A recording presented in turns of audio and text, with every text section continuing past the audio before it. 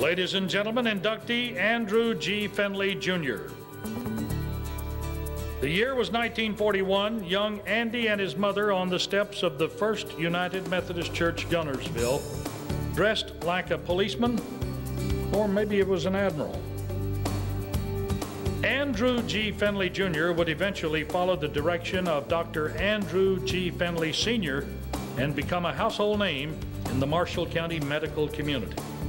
Young Andy's father served as the Marshall County High School team doctor for many years during the Chorba-Lee era.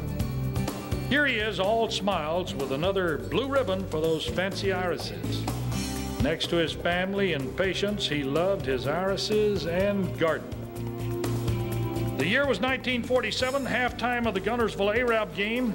There was a game between two teams of Gunnersville boys around 10 or 12 years old. Some of them had uniforms, some didn't, but they all played with enthusiasm. And they had been practicing with the help of High Pockets wood, including our Hall of Famer, Little Andy, and some of the little fellas he started out with at halftime of that game that night in 1947. His teammates included Delano Cherry at left end, R.B. Norrell Jr. left tackle, Jimmy Adams left guard, Bobby Porch center, Billy Haney right guard, Hugh Carlton Burgess right tackle, Neil Peterson or Donnie Peterson right end, Sonny Snow quarterback, Andy Finlay at left half, Joe Darnell right half, Walter Wood at fullback. The other team had Glendale at left end, James King left tackle, Dick Martin left guard, Rogers Williams center, Danny Snow right guard, Randall Ware right tackle, Buddy Bodine right end, Buddy Wood quarterback, Frank Wedgeworth left half, Charlie LeCroy right half, and Joe Dunn at fullback. Here is the recital program by pupils of Virginia Barton First Methodist Church, 7 o'clock in the evening, April 6, 1950. At the top of the list, and the very first one on the program, Prelude in C minor and Hungarian Rhapsody No. 2 by Andrew G. Finlay, Jr. As we look down the list, others on the program that evening with Andy, his sister Susu, others, Celia Norris Martin, Elsie Crane, Nikki Purser, Kay Martin, Iris Ayers, Sarah King, Catherine N. St. John, Joan Purser, Patricia Patterson, Sandra Martin, and Margaret Purser. It didn't matter that he was the only guy on the program because only 2 or 3 years down the road, he would become one of the toughest Wildcats to ever play the game of football here. Plus, he had a year in the marching band. Andy Finlay's athletic and academic achievements were just starting at MCHS, where in 1954, he was captain of the football team, the all-county player lettered in basketball and football 3 years. Chosen Mr. MCHS as a sophomore. Yes, as a 10th grader, Mr. MCHS. Andy Finlay was chosen 3 times Mr. MCHS, this from 1954, his junior year. Here he is again, Mr. MCHS 1955. Football, basketball, baseball, this kid could handle it, and to top it all off, he was the valedictorian of the Marshall County High School class of 1955. Senior year A-team basketball going right to left, from the front of the line to the end. On the front is number 12, Billy Boulding. Second behind him, Buddy Wood. Third is Hall of Famer Don Fuel. Fourth, O.L. Tidwell. Fifth is Andy Finlay. Behind him, Tom Mosley. Seventh is Edward Henderson. Eighth, Billy Cornelius. Ninth, Danny Snow. And 10th, Gerald Hatley. Coach Percy Lee and his wife Ann thought so much of young Andy that one of their sons was named Andy. Gunnersville's current superintendent of education, Andy Lee. Coach Percy Lee tells about how tough and dependable he was. In a game against Arab, the first 3 or 4 possessions against Arab, Gunnersville didn't get past the 30-yard line, fumbling the ball to the Knights. Coach Chorba was so frustrated that he called timeout, he huddled with the team, and he had a few choice words we won't repeat at this time. According to Coach Lee, he instructed the quarterback, give the football to Andy, give the football to Andy on every play. Give the football to Andy every play. Very quickly, the team moved across midfield and kept on moving with Andy as the bread and butter man. His senior year was played with a painful injury that was never talked about, a very tough Wildcat football player. The fall of 1955 found Andy playing football for the University of the South, Sewanee, Tennessee. Here, Andy procures some ball handling advice from Coach Shirley Majors. Coach Majors, the father of the famous brothers that played at Tennessee, and of course, Coach Johnny Majors at Tennessee. Andy Finlay went on to be a football co-captain in '57 and captain in '58. He was also named Honorable Mention Little All-American in 1958 and graduated with honors in 1959. Andy earned a medical degree in 1963 at Tulane University. This is Lieutenant Andy Finlay on board the USS Woodrow Wilson 1965.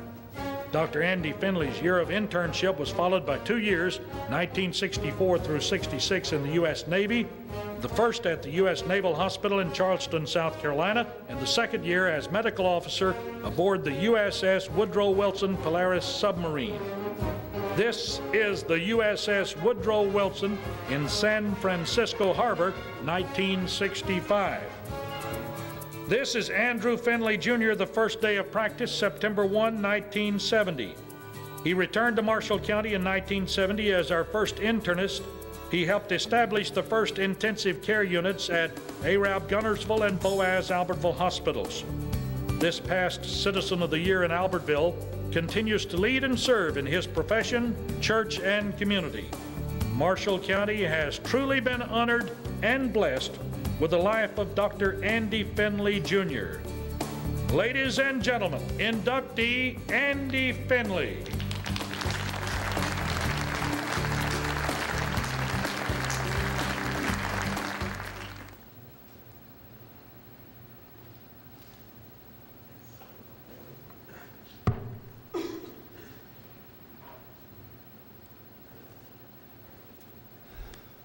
Thank you very much. First of all, I want to thank Coaches Percy Lee and John Kitchens for nominating me to this wonderful event and this wonderful memory, this honor. I'm extremely humble in receiving this when I think of all the people that are receiving this tonight, the people that have received it before I, and so many of my teammates who are such better athletes than I. As you've seen tonight, I've really been blessed in my life with so many things. And in thinking about these things, I'd like to mention just a couple of things. What we are in life is dependent on a lot of things. But among these, one is our genetic makeup. If you haven't got the right genes, you can't do what Donald Field does, what Donald Field did. That's just amazing. Donald was amazing. Another is the lessons that we've been taught through the years. And I've had a lot of teachers. And it's not just the lessons that we've been taught by word, but by example. And then more than that, what we've learned from these lessons that people have taught us. And third, and maybe most important, is the choices that we make with these lessons that we've learned and how we use them. There are a number of teachers that I've had, and I'd like to mention just a few. I give them the credit for anything that I may have achieved that's been of benefit, and I take full responsibility for the failures that I've made in my life. First of all, I'd like to thank my mother. She brought me into this world, and she taught me about Jesus Christ. That's been a wonderful thing in my life. I'm appreciative to my father. When I was 12, he put me to work hauling blocks for Preacher Whitaker at the Gunnersville block plant, and it taught me to enjoy hard work. He was also my role model as a physician, and I followed in his footsteps. I'd like to thank Coach Joe Chorba. He taught me to put everything that I have into everything that I do. He was also my biology teacher, and I used that. I majored in biology in college and went on to practice medicine. I want to thank Percy Lee. Percy taught me, not without saying these words, that you can be a winner even if you don't have the score. I was always a slow runner, and I remember his telling me, pick up one foot while you're putting one of them down, boy, and be ready for the next step in life. That's really what Coach Lee told me. He's also the hardest teacher I had in high school. He was my chemistry teacher. And I remember his talking about sulfuric acid burning through the floor and going down to Miss Couch's room down below. Shirley Majors was my coach in college. And he taught me to never quit, to never quit, to never quit. That even if they're bigger and stronger than you are, even if they're Donald Fuel, you can still tackle them. And I've used all these things in my life, and every one of these are important to me. If I had one sentence of advice that I would give to my children, it would be to leave a place better than it was when you got there, better for your having been there. Thank you so much.